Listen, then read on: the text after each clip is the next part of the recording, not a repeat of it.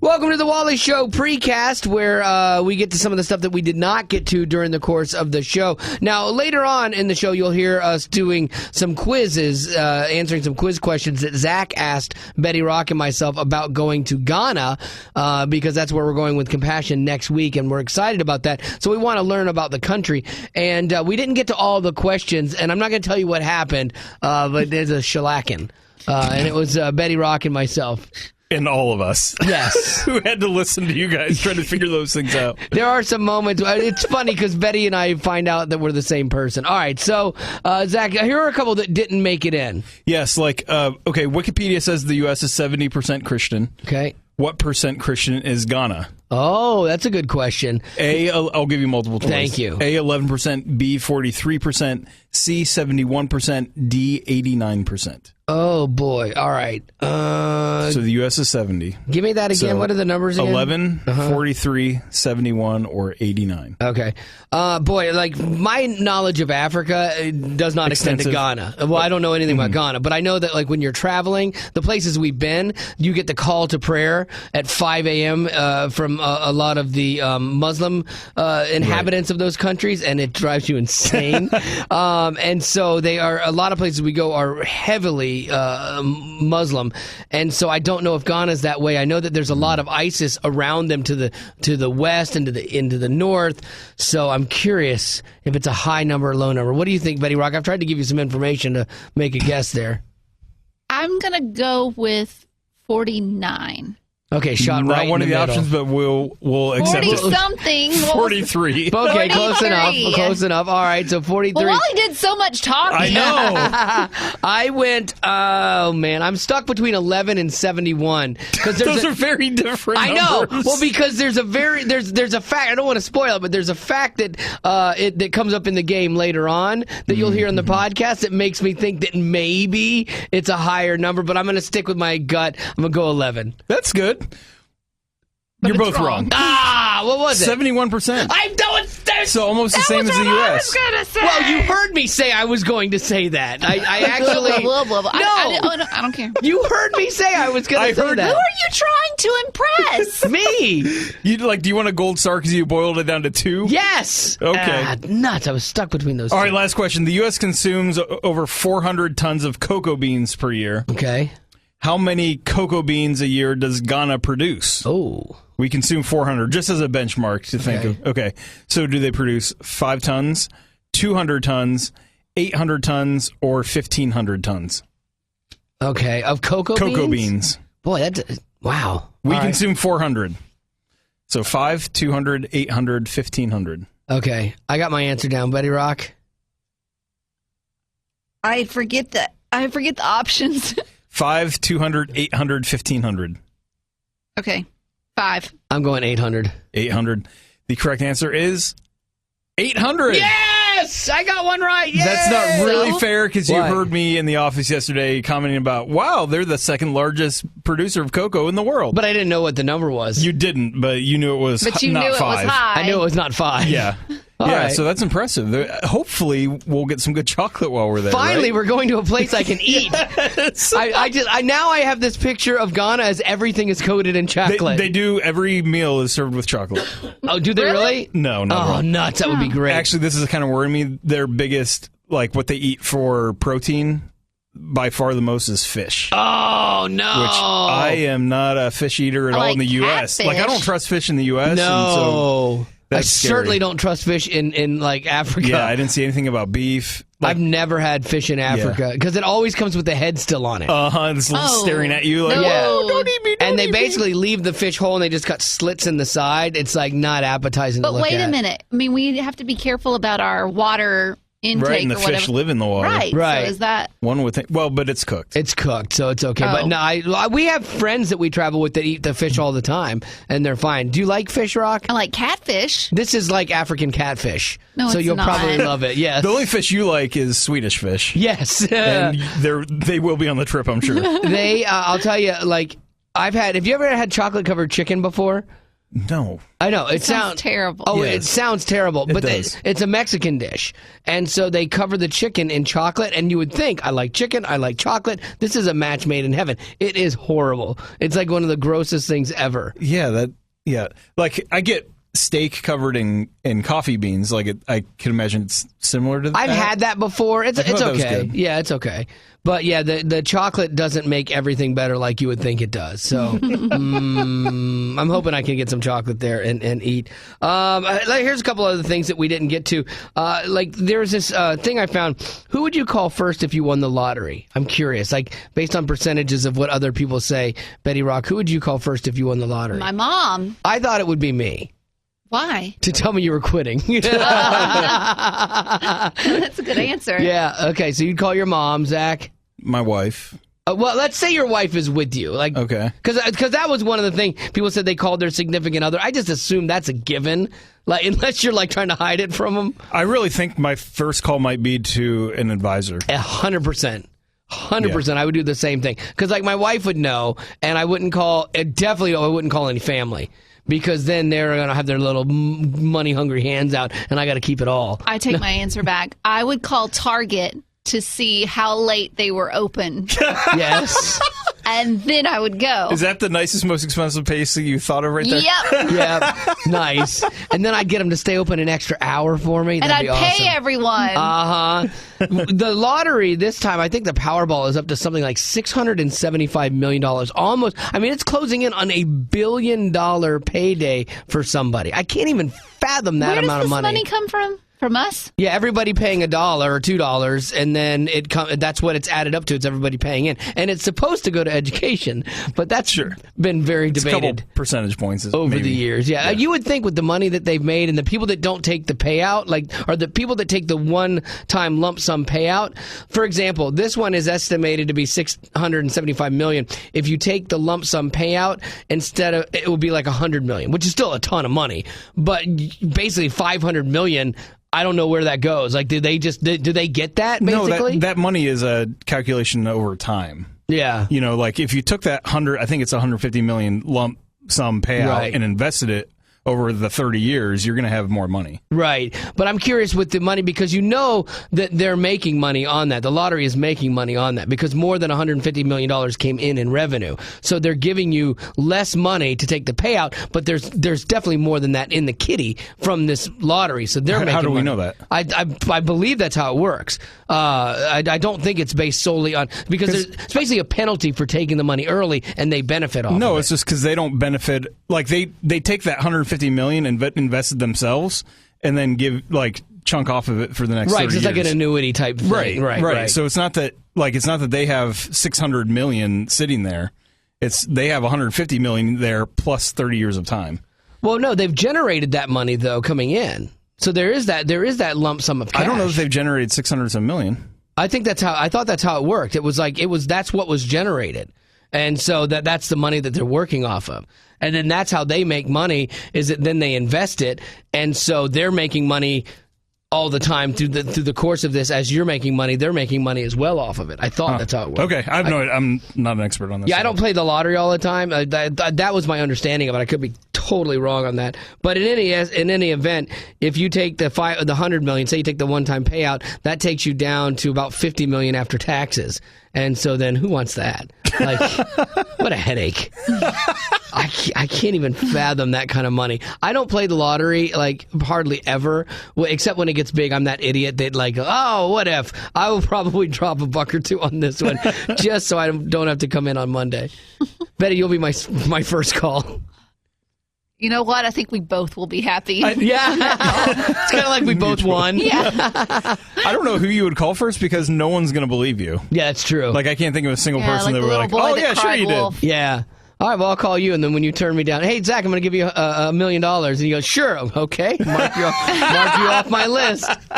In all seriousness, if I won that kind of money, I would give you guys all money that you could retire on. Wow. 100%. Like, so that like when I called and said, hey, I'm quitting, then you guys could quit the same day. That would be... That would be amazing. 100%. I support that then. Thank you. Yes. I promise you I would do that. And now we have it on tape. No. edit this It's out. contract. Yeah, I know. So there you go. That's the whole lottery thing. And somebody right now is getting upset with me for even talking about the lottery and saying I would play it. Let me see. This is a weird story. There was a lady last year named Heather who got a life-saving liver donation from a stranger. These stories always amaze me about, perfect strangers that hear about a need and then give like parts of their body. It's crazy. The guy's name is Chris Dempsey. He's a former Marine, and he worked with Heather's cousin. Overheard her talking about her situation one day, and he decided he would help out.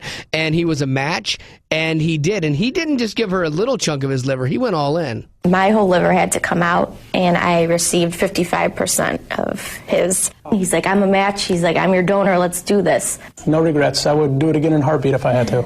Yeah, so they end up getting married as a result of this, too. Yeah, Betty Rock. Over a liver? Yeah, that's a pretty big donation. That's the whole reason he did it. Yeah, and it worked. It's ingenious. Oh, wow. What a huge pickup line. Yeah. I'm really curious if before he donated the liver, because his cousin worked with the girl Heather, I'm curious if he said, hey, can I see a picture? I'm just That's curious. terrible. I'm just curious. I didn't say it's right. These are things I wonder You know about. what have been, I wonder if they did this. This would have been really cute. But make the groom's cake in the shape of a liver. Love it. Isn't that precious? Love it. Cupcakes made in the shape of a liver Yeah. for everyone. Then they for dinner, they could serve liver and onions. Oh, that's a bad idea. That would be really morbid and gross. I don't even like liver, but that would just be ill, like thinking about that. How? But isn't What that a amazing, though? story. Like, he gave 55% of his liver. Over half of his liver he gave. Like, Is he exempt from getting her anniversary, Christmas, birthday gifts forever? I should hope so. I think. Yeah, I should hope so. Just give it like a picture of a liver and like, yeah, still cashing this one. Every in. time she's like, No. hey, what'd you get me? And he just shows his scar. Yeah. That's what I would do. I'd give you my heart, but you already have my liver. Yeah, exactly. What other organs do you want? Is it not enough for you? I wonder if he put that in a prenup. If something goes horribly wrong, I want my 55% of my liver back. That would be vindictive. All right, so there's that. We are traveling, and we are going to go to Ghana. And Betty Rock, there is a thing that maybe could help you. Maybe not so much on this trip. You'll learn that later also in the show. But there is a new translator, a portable translator. We usually use our phones. We've gotten a few for other trips that we're on. But this one actually just kind of hangs around your neck. It's the size of a dongle or whatever. And it does phrases and things that you just speak into it, and it does it very accurately, they're saying. And so you could have a translator with you all the time. Except the only phrase it speaks in the other language is, I'm a gullible traveler, please steal my phone. Yes, exactly. I'm lost. Can you show me directions to a dark alley? Let me see. Right now, it's only available in English, Chinese, and Japanese, but they plan to have it, I think, soon be French, Thai, Korean, and then eventually Spanish, Italian, and Arabic. Arabic might be a good one, sadly, in this day and age. So there you go. That is something that can help you if you're traveling. And finally, NBC has a new streaming service, and it's going to go live. It's their comedy service. Like, you guys like to watch stuff, and it's ad-free. Oh. So you could actually sign up for this. It only costs $3.99 per month. That's a good deal. But no ads, so I mean that's pretty good deal. I mean, it sounds that. like it's a good deal. It's still like $50 a year. Yeah, that's the problem with it, because if you do that with 3 channels, now you're at cable, you know. And I have the Hopper for Dish, so if I just watch things 20 or 30 minutes later or the next day, I skip all the commercials anyway. Which it has a feature that it allows them to skip it automatically, and it's awesome. That's something I've really used. Yeah, there's a bunch of services that I keep wanting to tack on, like, 'cause I'm a cable cutter, you know? Yeah. But, you know, we're at $12 on Hulu, and right now I'm testing out CBS's, which is another, like, $6 a month. Oh, really? So, like, and they just, you know, we don't have Netflix, but that's a common one, and they just keep piling up to the point you're like, yeah, I'm paying for cable. Yeah, because it adds up so quickly. Like, I'm not a big fan of commercials either, but I don't think I would pay for the extra services. Although, like, cable's wicked expensive. Yeah, it has nothing to do with the commercials to me. It's that, like, if you're paying $60 or $100 a month, that is or more, you know, they go way up from there. Way up from there. That's just so much money throughout a year. Betty Rock still doesn't have cable. Yeah, I can't remember the last time I had cable. It might have been 6 years ago. Really? Yeah, I just have Netflix.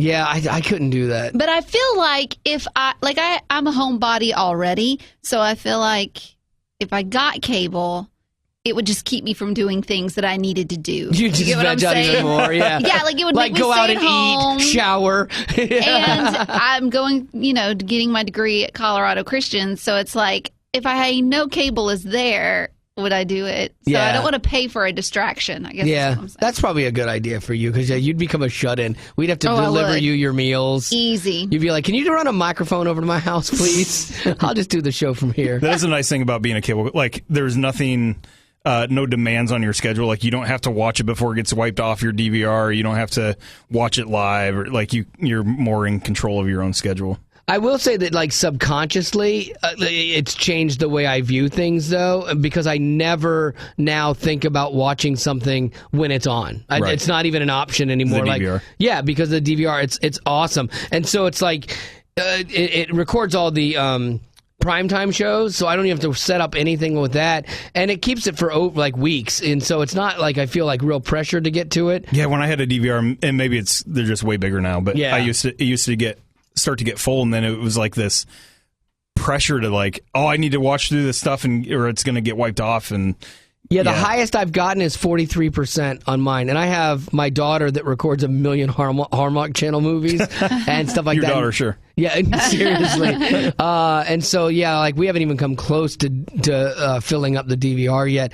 But it does, like, I can see how it's changed the business of all of this stuff too, because, you're charging all this money for commercials that they're doing everything they can to not listen to commercials. I don't think commercials is the biggest part of that, though. I really think it's being able to watch it when you want to watch it. Convenience, yeah. Like, because some of the streaming services I have do have commercials, and that doesn't, like, I don't mind being able to get up and go to the bathroom or get something to eat, but like I could never have to sit down at a certain time and watch something. I do find myself, if I'm watching something in real time and a commercial hits and I go to hit my fast forward and it can't, then I get frustrated. I'm like, why am I watching this in real time? What am I, a hobo? Yeah, exactly. It's horrible. And then you feel so guilty. You're like, okay, I am a big baby. Speaking of Ghana. Yes, exactly. You know what? When we are gathering their stories, to share with you about their plight, we will make sure to share some of ours with them so that they can pray with Don't you for just us. hate it when you're watching TV and you DVR'd it, but you forgot, and then you sit there and you watch all the commercials? Yes. I am so sorry for you. Yeah. Oh, my goodness. Yeah, I'll tell you, man, like, getting out of the country is a great way. Like, if you can do a mission trip to your church or something, or have your kids go, I highly recommend it. I didn't do them till I was older in life, and I wish I'd done them younger. But it definitely changes your perspective and gives you a little bit different outlook and really helps you become, hopefully, not the complete first world problem person, because we still have them. We still whine about stuff. But at least it helps you be a better, like, global citizen when you're helping out other people that can't help themselves, and you're doing a little bit, which is a good thing. So we'll talk more about that in the coming weeks, but that is going to have to do it for our podcast, at least the precast today. Becca is back with us tomorrow, which I'm happy about. Yeah, because I have to do extra work when she's not here, which I don't like. But you know what? She needed that vacation on the heels of her other one and before her next one. Right. So we're really glad that she took works that. so hard and earns it. Yeah. She sent a picture the other day of her in Times Central Park is what it looked like. That's what it was, and she said something, but you were confused. Yeah, like, I didn't get it either. Because she said she was listening to the podcast while she was in New York, and she put gold star ? So she was saying gold star. I get it. Like, Gold what? star for her for listening when she was on vacation is how I took it. Oh, so I took it because I put together the podcast. Yes, you took it personal. Yeah, and I was like, wait, is she saying that the podcast isn't any good? Like, yeah. I'm confused. Or that you got it up on time. Right. So then I said, what does the question mark mean? She said something about that she needs approval. Yeah. And I was like, oh, okay, I get it now. Yeah. Can I tell you how infuriating that whole conversation was? I was driving at the time and listening to a podcast, and every time a new message comes in, it fades out my podcast, but keeps it playing, and then makes the sound effect. So I'm listening to my podcast, paying attention, and all of a sudden I can't hear it, and there's okay, whatever. And so it comes back on for like 10 seconds, and and then goes away for 5 seconds and then back up. Like there were like 18 messages in 5 minutes. And all that means nothing and all to you. trivial junk, Yes. and I couldn't hear my podcast. Yeah. Oh, the little African children. I will be telling that story Yeah. and sharing with them my struggle. Yeah, I think the struggle's real. Because you can take yourself out of it, right? But you were driving, so it's Yeah, harder. I was driving. I wasn't even reading I didn't even know the conversation until I got home. Sorry that we care. Yeah, sorry that we included you. Yeah, I purposely leave him off of things that are kind of like Golly. nonsensical or things that I think are going to have more responses. We had a bachelor conversation not too long ago. I didn't include you in on that. Yeah, I try to leave him out of most of that stuff because I know it's not going to be funny for him. It's just going to annoy him. It's just when I'm trying to listen to stuff. Yeah, so I try to leave you out as much as I can. Thank you. Yeah, you're welcome. Most people would be like neurotic about that. Be like, why are you leaving me out? Like Becca. Yeah. But Zach's like, thank you. Thank you, Lord, for not including me in that nonsense. All right, that is going to do it for the precast. On with the podcast. This is the Wally Show, and I know a lot of people think TV is just this horrible, bastion devoid of any sort of intellect or whatever, but I like TV, and I think you can learn stuff and even be inspired by it. My wife watches Biggest Loser, and it just kicked off recently, and I was not going to watch it this year. I'm like, no, I just kind of got out of it, and I watched the first episode. Oh my goodness gracious, I have not bawled that much. Really? Yeah, since the season opener of Gold Rush. Like, wow. I just. What was so sad about it? It was inspiring, partly because these people's stories and they want to make these life changes and stuff. But some of their stories are just heartbreaking, and then others are motivational. But yeah, it just kept getting me time and time again when you hear people so down on themselves, and like they're just like, I'm worthless and stuff, and like I guess that connected with me, and I'm just sobbing. Was Marty sobbing just as much? Marty and Haley have turned it into a game. Marty definitely will wipe her eyes, and she gets moved by it as well. But then they both, when there's something that comes up that obviously is designed to move you, they both, you just watch their heads snap over and look at me, and then Haley will be like, Dad's crying again. And like that was how we watched the entire episode of that. It was a little embarrassing. Yeah. Wish someone would have been filming. No, I'm glad they weren't, because it happened more than once. I'm glad we're not playing that game of who cried last. You know how we play that every once in a while, and Zach's never won that, and probably never will. So yeah, it was a little embarrassing, but man, it was a great show. And I kind of want to tie this into something I just found about diets and different diets, because I guess The Biggest Loser has a diet, and somebody ranked all of these big ones, and I'll let you know where that came in. If you're looking to drop a few pounds, maybe this would be the one for you, or some of the others that we'll talk about. We'll do that within 15 right here on The Wally Show. This is The Wally Show, and a minute ago we were talking about the TV show Biggest Loser and how it's designed to make you cry. I mean, the stories they tell and the way they tell them inspire you and make you tear up a little bit. And so if you're looking to lose a little weight this year, a lot of people are. Their diet was ranked by a group of experts for U.S. News and World Report, and the Biggest Loser diet came in at number 3, actually. So that's pretty impressive for a TV show. Yeah, not bad. So if you are, basically they focus on exercise and nutrition. 2 of the things I don't like. So I won't be doing that one. But I actually put together a list of the other ones, too, because if you're looking to drop a few pounds, maybe there's a diet or 2 you haven't heard of. Number 7 was Atkins. We talked about this the other day. Eat, proteins and stuff like that, and minimize carbs is the basics of that. Volumetrics. Have you heard of that, Zach, by any chance? No. Basically, it's trading high-density foods for low-density foods, which are low in calories but high in volume.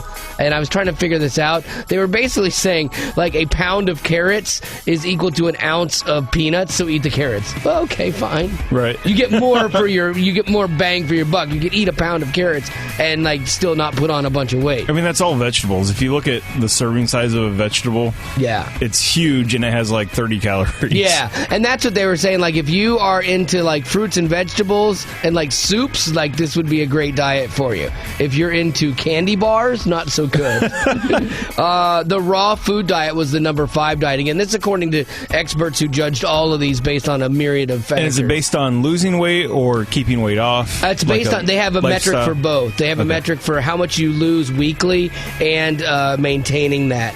And health is part of it too, like how healthy the diet is.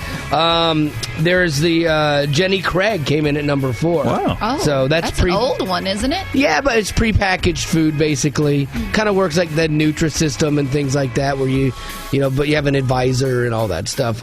Then the Biggest Loser diet. Then the HRM program. I had no idea what that was. It was basically replacing meals with healthier things like fruits, vegetables, shakes, anything like that. So you're basically really limiting your caloric intake.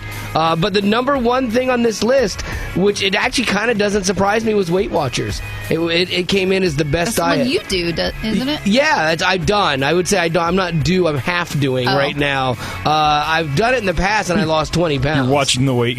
Yes, go stay on. I could see why that one's number 1, because you do get to eat what you want. Yeah. You're not, and to you love competition, and so I could see where you like to keep it where it's supposed to be in the points. Oh, yeah. Like you play against yourself. I found that with my points, my wife has way less points because women get less points than guys, and I'm fatter. So, like, she had less points. So I was trying to eat my points to be around hers because I felt guilty, like being able to have, like, another ice cream sandwich at the end of the night when she's out of points, like, looking to eat grass, and stuff. And so, but the way it works is you need to eat all your points, like, to actually lose weight, which sounds really weird, but that's the way that it works best. And if that's Cheetos, fine. Yeah. Well, you can. That's the thing. You can, but you've got to balance that. Like, I've had success with it, but like the problem is right now I'm not all in. I'm half in everything I'm doing. So I'm kind of like monitoring it and watching like a heart it. issue. Yeah, it sounds like halfway in. Well, it sounds like a heart issue that's being clogged with grease on a daily basis. But I'll get all in soon. I just got to get to that point. Here's everything you need to know in under 3 minutes. This is madness. Or slightly more if Wally gets worked up. Nothing grinds my gears worse than some chowderhead who doesn't know when to keep a big trap shut. It's the Wally Show News. And the first story might get me a little wound up. I apologize in advance. There's an elementary school in New Jersey that has banned its children from saying, "God bless America." And I usually don't get too upset about things because a lot of times you read the story and you find out there's more to it or it's kind of fake. But this one, apparently, the Glenview Elementary School principal said that he was contacted by the ACLU and warned against this practice because it violates separation of church and state, blah, blah, blah. He defended the practice, noting that students started saying it after 9/11 terror attacks. It's more of a sign of patriotism and less than spreading a religious message, but that wasn't good enough for the ACLU. They continue to press, and it came because 2 atheist students, they say, basically contacted them, and so then they went off on it. So we all have to adopt their religion? That's exactly it. See, that's what I don't get. When in this world, we're so protective of things, but it seems like, faith is the thing that we first throw out. Let's trample on this and on God to protect this. I don't understand that because we all have the same rights. Well, to put down our belief system in favor of their belief system. Exactly. Like, we're not guaranteed freedom from religion. Exactly. You can still be exposed to it, and it's actually not a bad thing. Maybe if we were exposed to it more, our world would look a little bit differently. But the ACLU, to me, they threatened the school with prosecution, and so the school basically, to avoid legal fees and a constitutional battle, back down. So basically, they're using terror tactics of fear, and saying that we're going to, prosecute you and this, that, and the other to get their will. And it's just absolutely insanity. I'm not going to call that a terror tactic. I am. It's fear. Yes, it's fear tactic. It's okay, fear tactic, sure. Yeah. Terror is what makes you think of... Which is what terrorists use, fear. Okay. See where we're going? Not going with you. Chick-fil-A restaurants might be implementing a new service called Mom's Valet in hopes of attracting more customers with young children. If you've ever tried to get into a Chick-fil-A at lunchtime, Give it up. Lord help you. Yeah. But there's a reason for that. A, they have good food, and B, they have great service. And so they're successful because of that. But it's packed. And everyone that I know, my daughter works for Chick-fil-A, it's always packed. But the service lets parents go to the drive-thru and order with their kids in the car, and then go inside, and a Chick-fil-A will have an employee will have a table waiting for them with how many chairs they need and everything. I think that's brilliant. Do you really? Because it's hard to corral a bunch of kids in line and they're running all over the place. But, you have them strapped into their car seat. They can't go anywhere. It's easier, faster to order. Like, I get that part of it, and I understand that, but then it's going to make that already line that wraps around the store multiple times in the drive-thru even longer. They're going to have so many people going there, no one's going to go anymore. I know. I avoid it at lunch. Like the other day, I had the chance. I was actually headed to Chick-fil-A, but the line was out around the building and out the thing. Panda Express got my business that day because I didn't want to wait. And so they got to come up with a better thing. They're still taking in a bunch of money. No, they're going under. Because of how busy they are. Because, yes, this exactly. is why you don't own a business. Exactly, because they lost out on my money. I'm sorry, Chick-fil-A. I'm sorry to put you out of business yesterday when I didn't get my chicken sandwich. But there's no line at Panda Express, ironically. Yeah, they're doing great. This is the Wally Show, and we are heading out next week. Actually, we leave. It snuck up on us how quick it is to Ghana in Africa with Compassion International, which I love going to Africa. It's like my favorite place in the world, and then getting to go there with Compassion is so cool because we meet so many kids, and then we come back and we help so many of them, which is a great thing. And so we're excited about this. But Betty Rock, this is your first trip out of the country, ever. And you're going on four long flights to get there. You gonna be okay? I hope so. I hope so. Good. We'll see. I won't be sitting by you, so that's one positive step. Yeah, that's gonna make you sad actually, because you're gonna sit next to someone that you don't know that's gonna be all in your space. Good luck with that. You would be in my space. No, I would. But you know me. But you know me. So I think I'll take the stranger. All right. Okay. Stranger danger. Just remember that. What do you have any preconceived notions about Africa? I mean, you've heard us talk about it and things like that, but do you have any, thoughts or fears, or just do you know what to expect, do you think? One of my fears is just getting a stomach bug. Yeah. I don't want that, but y'all told me, to be careful with your... Don't have any of the water, right, and the produce and things like that. Don't wash your toothbrush out in the sink. Forget and do that. Right. It's the little things like that will get you. Right. Quickly. So I'm just going to follow everyone's example and just go from there. Yeah. Well, you eat what you see us eating. Right. Or at least eat what you see me eating. Zach's even a little more adventurous than I am. Okay. So, all right. So they don't have. But I've never been sick on a trip. You have. That's true. That is true. Oh, you have? I have. I've got. So don't follow him. Yeah, but mine was the worst one I ever got was I got water from a contaminated well splashed in my mouth, and that instantly took me down. And it's crazy to see what these people go through. I mean, it hurt. I was not feeling good. So can you imagine trying to provide for your family and either having to get up and go and do some job when you're feeling like that, or missing work when you can't afford to miss work? So it's a weird thing. I'll be interested to see how you handle the poverty part of it, and when you see it for the first time, it's a little jarring. And it was very jarring, actually. Okay. And it's sad. Okay. But I don't want you being over there and patting me on the shoulder, and I haven't even done anything yet, and you're just it's gonna be okay. Already giving me a pep talk, and just leave you alone. Yeah. Okay. Yeah. I'll leave you alone. Yeah. All right. Respectfully. I mean that in the best way. Okay. I'll see what I can do.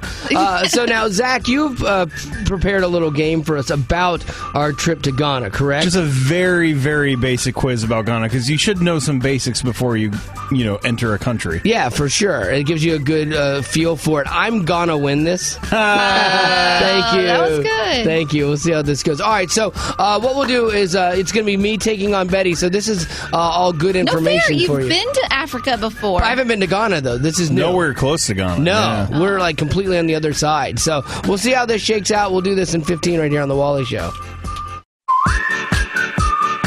This is the Wally Show, and in preparation for our trip to Ghana with Compassion International next week, actually, Zach has prepared a little quiz for Betty Rock and myself, a little challenge, if you will, to help us learn a little bit about Ghana before we go.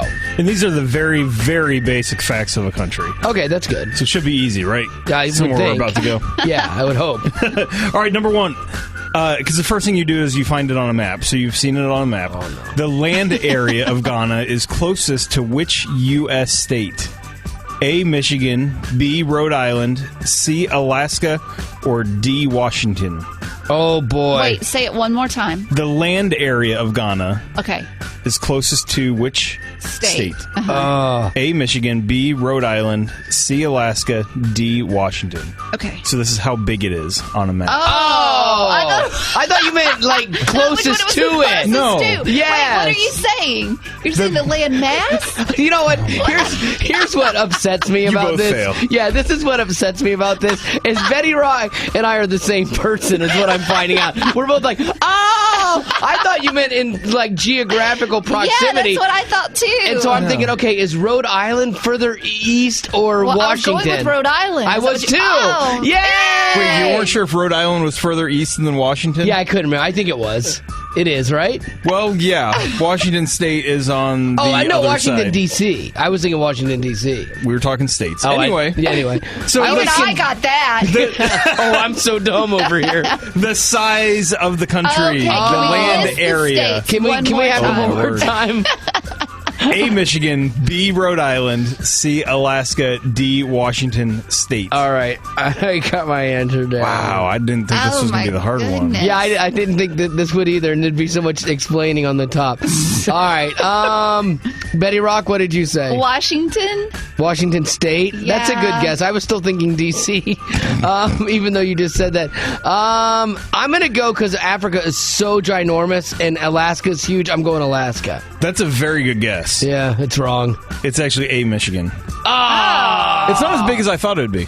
What, Ghana is Ghana. not? Yeah. Because, everything in Africa is huge. Yeah, nuts. All right, number two, the population of Ghana. This is the number of people. So if you were to say, everyone raise your hand and you were to okay. count all the hands.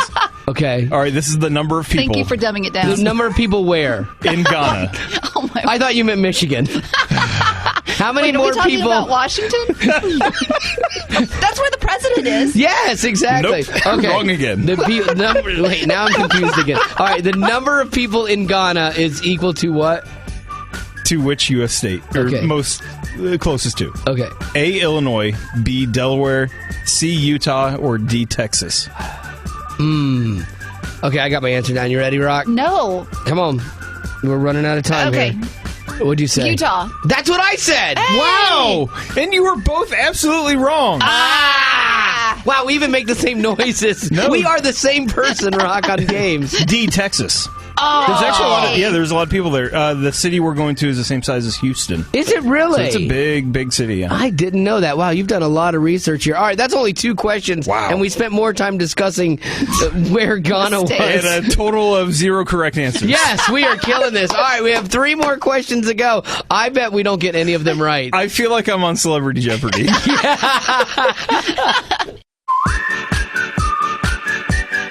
This is the Wally Show, and we are working our way through a quiz that Zach has about Ghana, because that's where we're gonna go next week. I got a million of those, and they won't get old on the trip either, as we travel with Compassion. And Betty Rock and I are trying to answer these questions because you want to know about the place you're visiting. And so far, Betty Rock and I have misunderstood the exact same question that Zach had. We've both gotten none of these right, and we're finding out we are the same person. So, all right. So, what else you got, Zach? All right, this one's real easy. We're going to make it a 50-50. We're gonna make it. You have to do that. Okay. This is very basic. Is Ghana north or south of the equator? Oh boy, you would think that's easy. You would think. You're tricky. Okay, wait. What are we? We can't tell you. You can't tell her that. She has to know that. Because I know, like, in Kenya, we were so close to the equator. Like, Zach wants to, like, have a picture of him with both feet on each side of the equator. Right, because it's a physical line. We were like, 15 miles from it, or something like that, and we didn't make it there. We crossed it several times, but just didn't know it. Because it's dotted.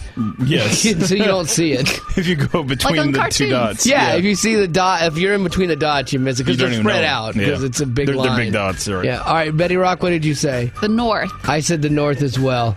Oh my goodness, you are both correct. Yay!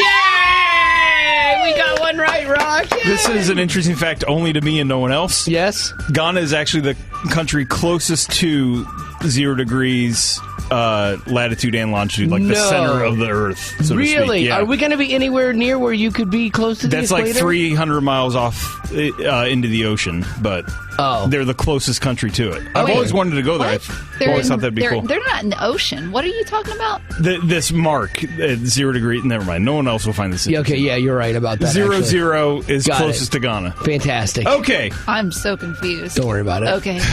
Not your fault. What's the official language of Ghana? Oh, no. Because this is very important. If we're travelers, we need to pick some stuff up. A, French. B, English. C, Portuguese. D, Akan. Okay. Are you saying Akon the rapper? A-K-A-N. Okay, Akan. Okay. Give me those again. I'm glad you gave us options because I was going to say Ghanaian. I was too, actually. A, French. B, English. C, Portuguese. D, Akan. We were just somewhere that there was Portuguese. I think that was Mozambique. Right, Mozambique, I am fluent in Ghanaian. Yeah, me too. That's the problem. And if they don't speak that You've been brushing up on it. Betty Rock, what did you say? English. No, I know that's Zambia. Zambia, their official language is English, ironically. And there actually can't be more than one country with one official language. Okay. Yeah. But I'm just saying the odds of that are pretty small. I went with Akan. Oh, that's a very good guess. It is a commonly spoken language there, but actually English is the official language. No!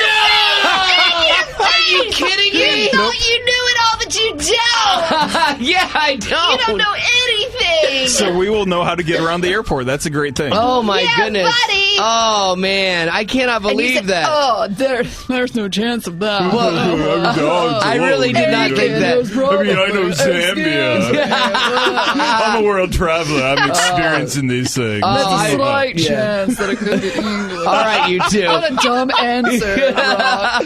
I really thought there's no way it was English. You thought you were gonna win? Gonna win. You did it wrong. I said, I won! Betty goes, and you thought you were gonna win? No, it's gonna win. If you're gonna do it, at least do that right. English. No, you still failed. You lost your right to make fun of me. Facts and opinion. Which do you think there'll be more of? You got that little smirk on your face. You think you're so clever. It's the Wally Show News. And we'll see what we can do about getting you caught up right now. There's always controversy that seems to surround Donald Trump, but this one even seems to be sillier than most. Samuel L. Jackson was asked about Donald Trump's claim on Twitter that they've never met. So Samuel L. is on a red carpet the other night, and he actually pulled out his phone and showed a bill from one of Trump's golf clubs that he owns, and then added, that he does know him. And so he was asked, well, why would Trump lie about something like that? I don't know. I don't care. Yeah, whatever he has to say, he has to say. You know, he called me one day to play golf, not to play with him, but to play with a friend of his. And I went to play with that friend of his, and that friend of his turned out to be Bill Clinton. So I'm sure he'll lie about that also and say he never did that. That's an interesting thing, though, too. Like, that's how politics gets murky, because now he might have been friends with them, but now he's running for president, and Hillary has to become his enemy, basically. It doesn't have to be, but that's the way politics sadly works. And so that has to take its toll on whatever kind of friendship you had. Or maybe it's like Survivor, where everyone just agrees to play by the rules, that everyone's going to lie a little, everyone's going to backstab a little, and you almost reward each other for that, and then you shake hands at the end of it and go, no, it's just Survivor, it's just politics. Well, there is, I think, some camaraderie that would come after going through the same situation. Like, there's something about that does build a friendship. Not if they spread lies about you. Yeah, but you kind of all accept that, you know? It's, you know, like, the presidents have a president's club. Like, they might have been embroiled in battles and talk smack about each other for years, but then once you're done with that, you're like, I know. They pat each other on the back and tell Secret Service jokes.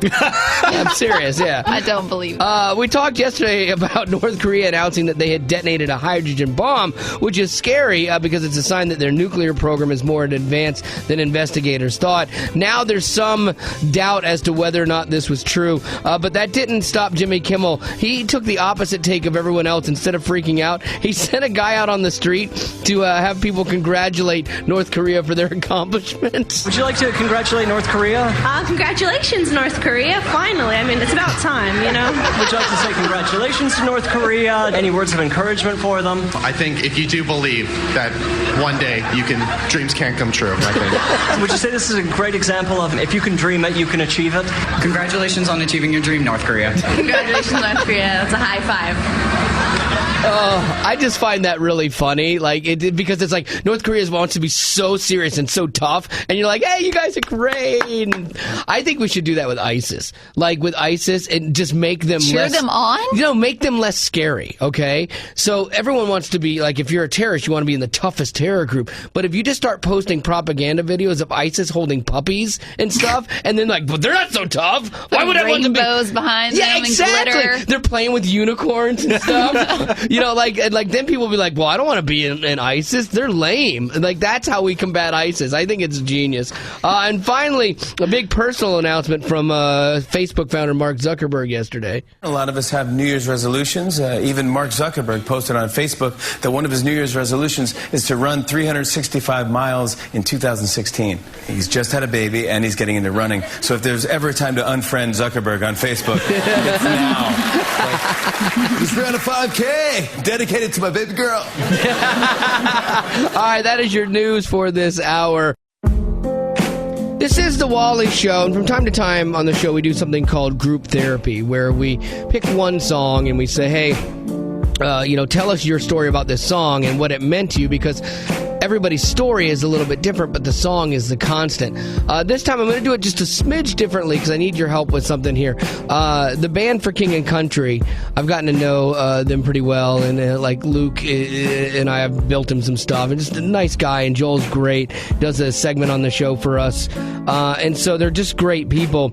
But they're on the Winter Jam tour, and Luke had asked me to come and do a devotional for them when they make their stop here. And I'm kind of like, what am I going to do or say to these guys? Because you're not really a pastor. No, and I mean, they know more about the Bible than I'll ever know, and they're better people, godlier men.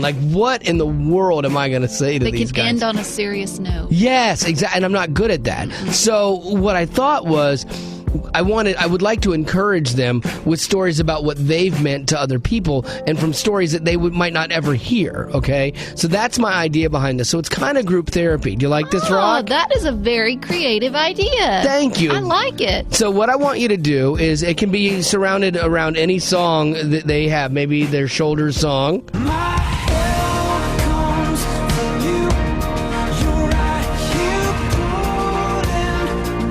Or maybe Fix My Eyes. Fix my eyes on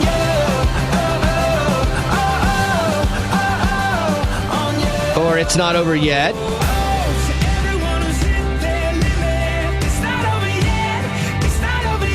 I absolutely love this song. I like this. I love this band, but this song is great. I love that line. Is it, you've hit your limit.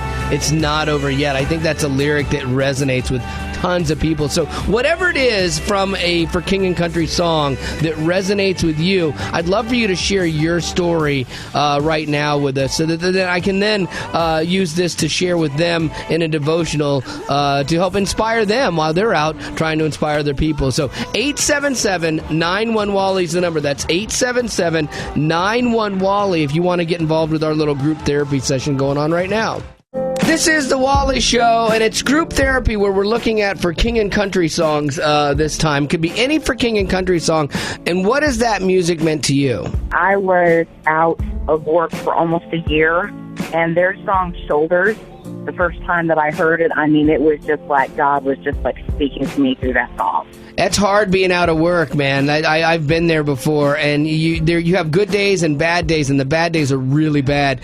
And so, like, what specifically about that song helped you get through? Like, what was the message in it to you? It was just one of those things of just knowing that, you know, God's going to pick me up and lift me up out of this. I just have to wait on His timing. Yeah, and His timing is always perfect, but it never looks like ours. That's the hardest thing to wrap our heads around. But that's awesome. I appreciate you sharing that. And that's cool because I'll get to share this with them when I do a devotional with them while they're out on tour about how their music, you know, helped you get through a really rough time. And I know this is the kind of story that will mean a lot to them personally. Definitely. Thanks so much.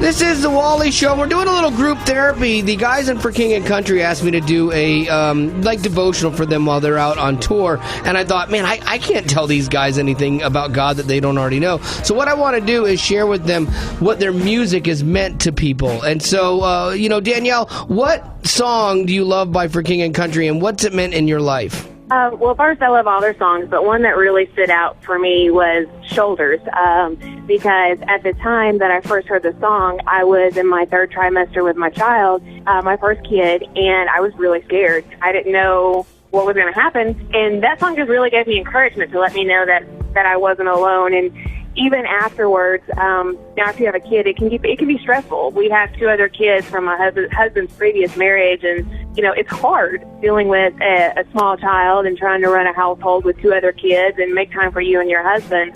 And I could feel myself getting stressed out and tense and being the control freak that I am, trying to control everything. And that song just really let me know that I don't have to do this alone, and I shouldn't be doing this alone. Yeah, we are all control freaks at some point in time and on some level.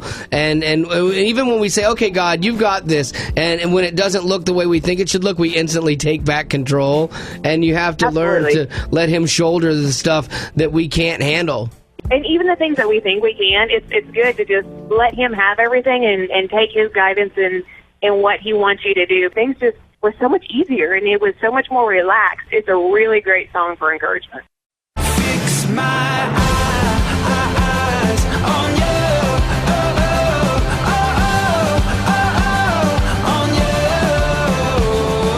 This is the Wally Show. We're doing group therapy here based around the band For King and Country and their music. They had asked me to do a devotional for them, and I don't know what I could tell them about God that they don't already know. So I want to share with them stories of like the difference their music has made in the lives of people that listen. So what is your favorite For King and Country lyric and why? It's my help comes from the Lord. My brother passed away in January unexpectedly to meningitis. He has a 6-month-old, well, he had a 6-month-old little boy. He's a year now. But it was so hard for us during that time. And the song, it still just carries me through day to day. And I'm so thankful that they wrote that song. I feel like it was written for me during this past year of my life. See, that's what's so crazy about music and how God uses it. You, like you said, you felt like it was written for you, you know, and it was, because there's truth in that. You know, my help comes from God. You know, that's biblical, and it's truth smack dab in the middle of that song, and it's one of those promises of God that we can rely on in those dark times. And it's great to be able to be reminded of that on a daily basis by bands like For King and Country. Absolutely, I totally agree.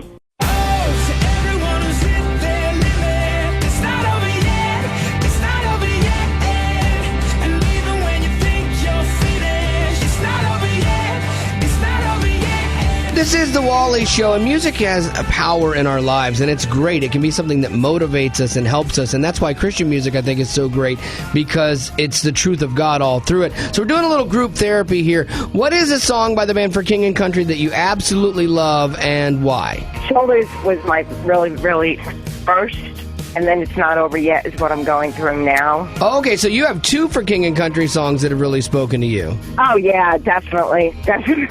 All right, so what's the situation that kind of surrounds these 2 songs? Well, 6 years ago, my son was in a car accident, where he was drinking and driving, and it left him paralyzed from his chest down at the age of 23. And he was with me, and it's a struggle every single day. And at the time of the accident, I was very deep in my relationship with God and divorced. And through his accident at the hospital, I met somebody, ended up getting married, and now finding myself in a very unevenly yoked relationship, and it's a struggle. It's a real struggle. But right now I would have to say it's not over yet, because it's not over yet. Yeah, you're kind of like in the middle of your story right now, and keep praying for your husband, because I was a husband that kind of ran from God and did circles with God for a long time, and it was the gentle guiding of my wife and the prayers of her, I think, that really brought me back around. So, like For King and Country said, and like I think you know in your heart, it's not over yet. It's not. These are the least important stories out of Hollywood, but nonetheless entertaining. It's the least of these. And Betty Rock is going to get you caught up right now. What's happening? Well, a recent article in a magazine shared some dirt that they found out on major celebrities. What? I know, and they found this dirt out through their personal assistants. Oh, yeah, you got to have a really loyal personal assistant, because they know everything about you. And some of these are very odd. Lady Gaga, she doesn't know how to change. That's Lady Gaga, is how we say it on the show. She doesn't know how to change this DVD in her DVD player, so she has to wake up her personal assistant in the middle of the night and be like, I'm done with this movie, can you change it? Oh my gosh, I would lose my mind. And I'm sure she has a big entertainment system, but you got to learn the basics. She's keeping people employed. That's a great thing. I know a personal assistant that once had to drive an hour and a half to bring soy milk to an artist who had forgotten it when he went to his other place. And I'm not going to say who it is. Wow. Yeah.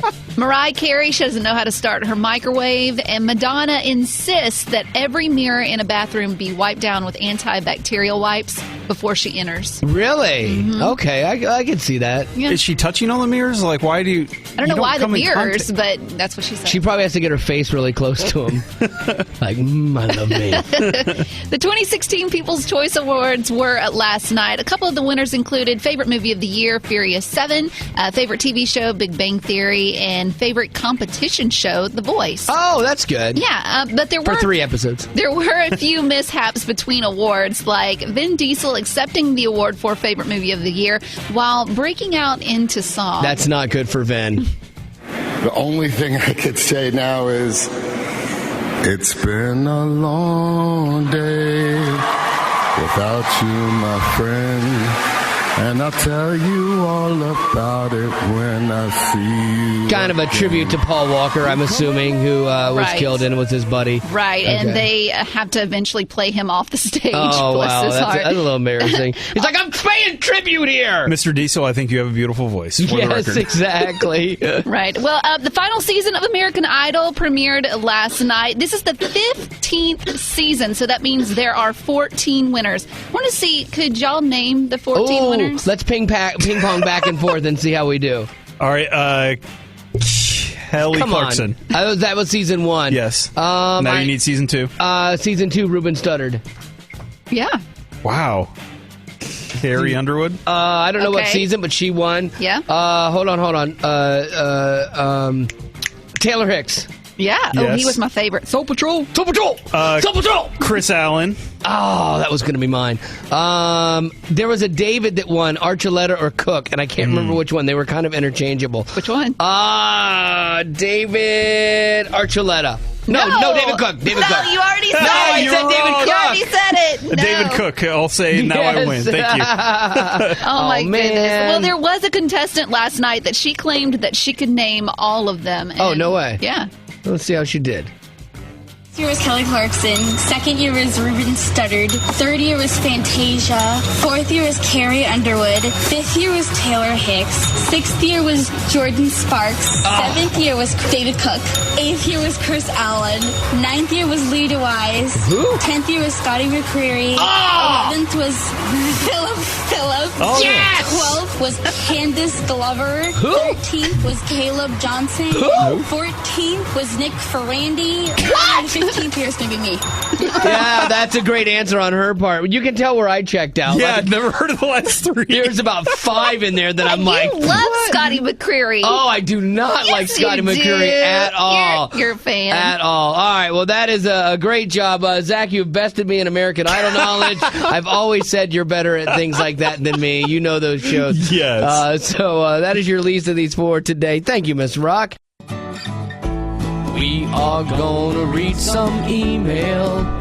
Even though I don't read well, I think I might be dyslexic. So please don't make fun of the way I read. Wally at allwally.com is how you can email me with whatever is on your mind. Like, this is a great email from Sherry that I wanted to share with you. It says, we live in Texas, and on New Year's Day, I was out on an activity with my 4 kids, and I got the call, diagnosis brain cancer. I'm 45 years old, homeschooling mom who loves her kids and her husband, and we didn't see this coming. It's been a complete blindside. On that day when we left where we were to venture home, and on our way home, our beloved Wally was on. Can I tell you that God's timing is so perfect, the way he calms and comforts our hearts. In those numb moments driving home, you came on with Matthew West singing songs about your hate mail, and we're cracking up. You broke into a moment that was filled with heaviness for us and just made us laugh hysterically. Like, see, that's what I love about doing this is we're kidding around. Like, sometimes people complain about the show and I'll have Matthew West put it to song, and it's just a nonsensical thing. But to see how that moment can be used in somebody's life to kind of get them out of a dark spot and like kind of have a healing moment by something that's funny, you know, it's just really cool to me. So send your hate mails. Like, we want to do more healing. And that's a good thing. She says, now at random times, I can't help hearing someone sing, I wish I could buy this station and fire Wally sing with me, because that was the song that made them laugh so much. Thank you guys for loving Jesus and knowing that laughter is a gift that promotes health and healing. And thank Matthew as well. What a great woman who's in for the fight of her life. And I've been emailing back and forth with her more, and very strong. And I have just the utmost faith that it's going to work out well for her and her family. But here's the song she was talking about that somebody was complaining about the show one time, and we set it to music with Matthew West. So here's my hate mail song. It's not out of hate that I'm writing. It's just so that you could mature and actually learn faith. Learn real faith. Learn real faith. I wish I could buy the station and fire Wally. Sing with me, I wish I could buy the station and fire Wally. For the record, anyone that sings with him is fired. Say that I bought the station just to fire Wally. Come on, sing it, sing it out. I wish I could buy the station and fire Wally. Sing with me, Becca. I wish I could buy a station and fire Wally. And all will see that I bought the station. Yes, I bought the station to fire Wally.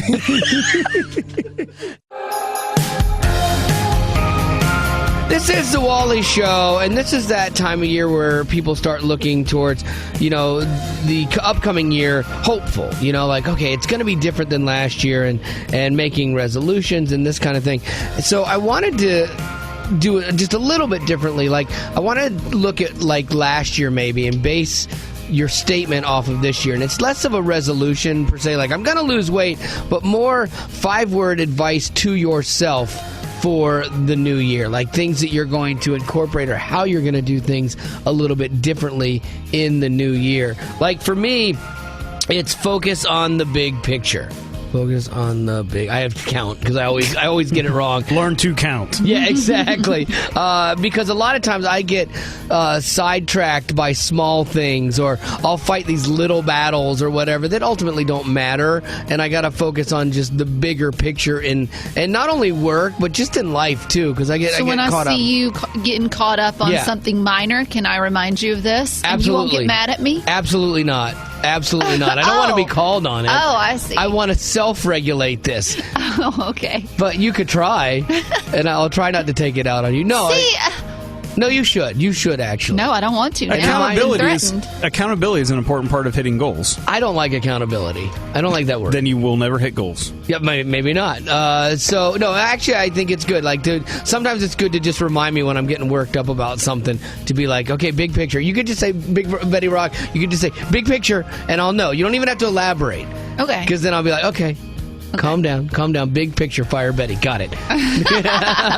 Zach, do you have one for the upcoming year? I'm going to go with intentionally make time for people. Oh, I like that. Because I think I make time for tasks and events and things that have to be scheduled. Yep. And then everything that's not that I use as like downtime or recharge time or whatever. And so then just that time of being with people I don't do. No, that's good. I think that's good advice for most of us. I could take a nod from that as well and focus more like on my extended family and people that I don't keep in contact with, that I just allow my wife to do all of that connection for us, and I'm not really good at that. So that's a good one. I like that. All right, so what are yours? 877-91-WALLY. Remember, it can only be 5 words, and it's got to make up a sentence there. So what's your 5-word advice to yourself for the upcoming year? 877-91-WALLY is the number. This is the Wally Show, and this is a time of year where people usually do resolutions and things like that. But what I want to do is do 5 words of advice to yourself based on what you know about yourself from last year. So what is yours, Cheryl? Mine is buy station and fire Wally. Oh, nice. Sing with me, wish I could buy the station and fire Wally. Yeah, that was a hate mail that Matthew West turned into a song, and it's a big hit, actually. And I don't think it's a big hit because of the musicality of it. More, I think it's the message in the song. I love you, Wally. Oh, you are too funny. You were kidding, right? I was kidding. Okay, great. I just wanted to double check. This is the Wally Show, and I'm curious, Judy, what is your 5-word advice to yourself based on what you know about you as you move into this new year? Always remember to love others.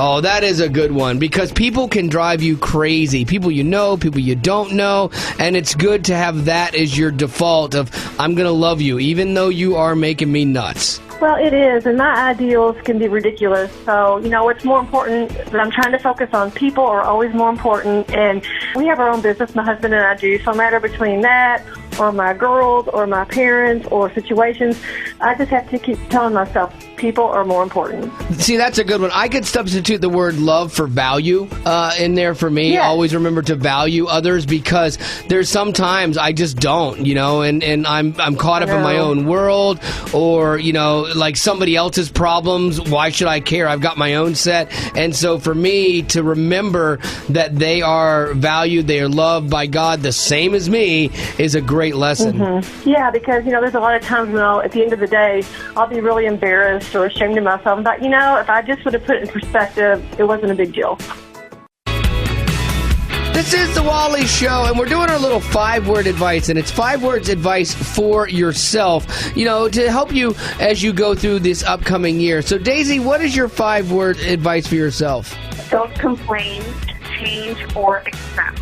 Oh, I like that. Don't complain, change, or accept. Because there are certain things that are outside the realm of your control. And so learning to accept them is not a bad thing. Exactly. Although it feels like failure sometimes, doesn't it? It does. Yeah, exactly. Part of the problem. Exactly. That is part of the problem. But that's where you have to learn to accept those things that you cannot change. It's kind of like the Alcoholics Anonymous prayer. Right. I've heard. This is the Wally Show, and we're giving ourselves 5-word advice, okay? Based on what we know about ourselves from last year and looking forward to the new year, what would your advice be to yourself, Judy, in only 5 words? Take it to God first. Oh, that's a good one. I like that. Yeah, I talk to everybody else, and I worry about it way too long before I talk to him. You know what? That's so true. And I don't think you're alone. I think most of us try to solve all of our own problems, and then God is usually our last-ditch effort, where we should be going to him first with anything. Even if it's something we're still going to have to work through ourselves, we still should take it to God. That's great advice for the new year. Well, that's going to do it for the podcast today, except for one more thing. I'd love to do this because we didn't get time to get to Betty's 5-word advice for herself in the new year. Like mine was focus on the big picture. And again, you do have the right to say, that's 5. Yeah. You do have the right to say, big picture, Wally, if I'm getting crazy about something. Okay. And I won't get upset with you. And I for sure will do that. I know you will, but make sure you do it at the right time. Zach, what was yours again? It was really good. It was intentionally make time for people. I love that. That's really smart. Okay, so Betty Rock, what is your 5-word advice to yourself for the next year? Mine was 4, so I had to add just. Okay, that's fine. So I put just, be still, and know.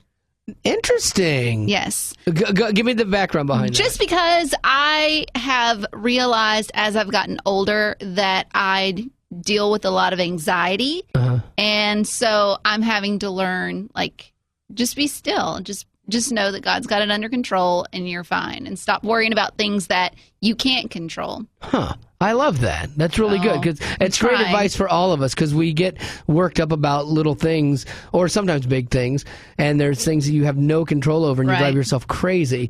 And there's something that when you really embody that concept of being still before God, it's so freeing. It's crazy. Right. But then, like, I'm bad about giving it to him, but then all of a sudden I just took it back. Like, when did that happen? Oh, yeah. It's like my stuff's keep all giving it back. My stuff's all boomerangs. Like, I chuck it out there, God catches it for a second, and then it, like, comes right back to me, like, all the time.